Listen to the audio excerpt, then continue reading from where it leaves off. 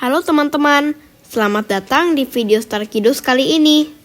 Di video ini, kita akan membahas tentang perkembangbiakan tumbuhan secara generatif. Tanpa menunggu lagi, ayo kita langsung membahas materinya. Simak baik-baik ya teman-teman. Eits, sebelum lompat ke dalam materi kali ini, lihat peringatannya dulu yuk. Jangan lupa untuk subscribe terlebih dahulu ya teman-teman. Terima kasih. Nah, kita tahu bahwa ciri-ciri makhluk hidup adalah berkembang biak. Kita bisa lihat bahwa makhluk hidup yang ada pada gambar dapat berkembang biak agar jenisnya tidak punah. Oke, kita tidak akan membahas tentang perkembangbiakan sugar glider. Masih ingat kan kita membahas apa? Ya benar, kita akan membahas tentang perkembangbiakan tumbuhan. Nah, ada dua cara nih tumbuhan dapat berkembang biak, yaitu secara generatif dan vegetatif. Nah, definisi keduanya ada di slide ini ya. Kita akan belajar perkembangbiakan tumbuhan secara generatif terlebih dahulu ya. Mari kita perhatikan bagian-bagian dari bunga. Bagian-bagian dari bunga ada apa aja ya? Ya, benar sekali. Ada mahkota, kelopak, dasar bunga, tangkai bunga, kepala putik, tangkai putik, kepala sari, tangkai sari, serta bakal biji. Nah, bunga juga punya 4 bagian perkembangbiakan yang terpenting loh. Bagian-bagian tersebut adalah kepala putik, tangkai putik, kepala sari, dan bakal biji. Kalian masih belum mengerti ya?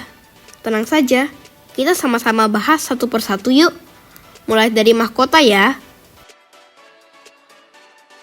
Kalian tahu tidak gunanya mahkota bagi bunga? Nah, gunanya itu untuk menarik perhatian serangga yang dapat membantu perkembangbiakan bunga. Bagian berikutnya adalah kelopak. Jadi, kelopak ini sebenarnya yang melindungi dan membungkus mahkota saat belum mekar. Jadi kita bisa rangkum bahwa kelopak itu adalah perisai mahkota. Bagian dari bunga selanjutnya yaitu kepala putik dan tangkai putik.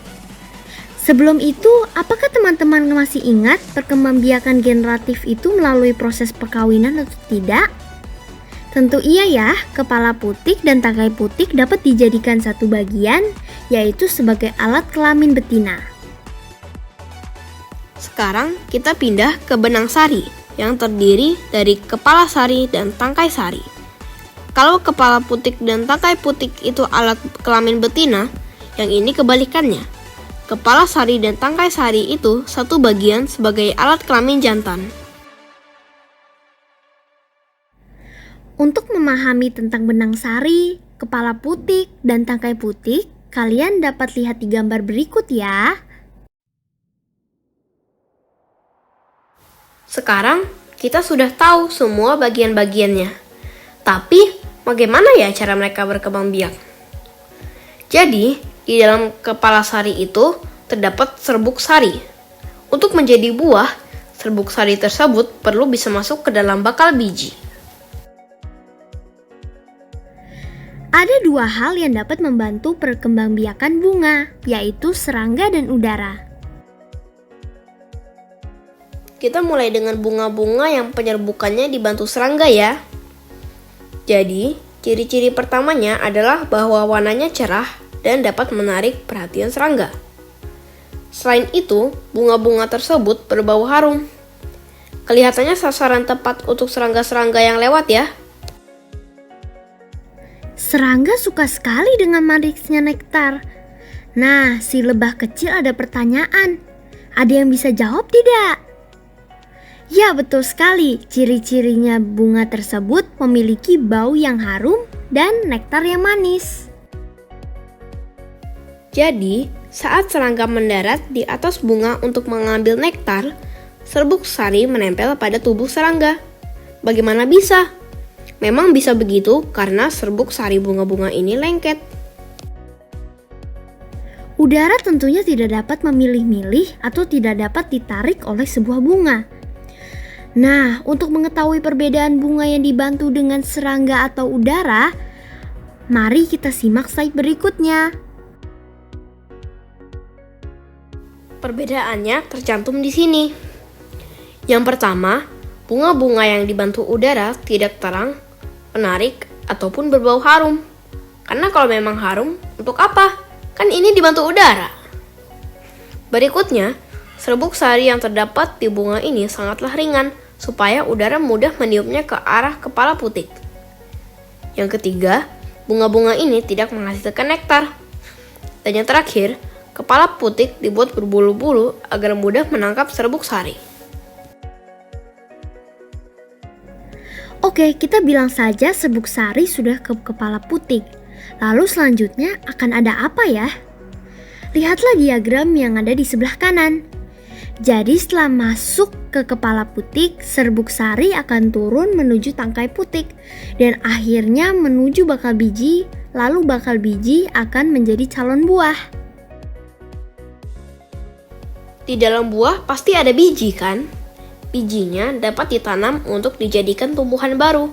Lalu tumbuhan tersebut akan berbunga dan siklus pun berulang. Tahukah kalian, lebah atau udara dapat membawa serbuk sari ke kepala putik dari bunga lain? Jika jenis kedua bunga sama, maka perkembangbiakan tetap bisa dilakukan ya. Star Kiddos Quiz Time. Ada 5 soal untuk menguji apa yang sudah kamu pahami dari pelajaran hari ini. Kalau bisa, jeda video setelah pertanyaan dibacakan ya. Nah, langsung aja ya kita ke kuis pertama.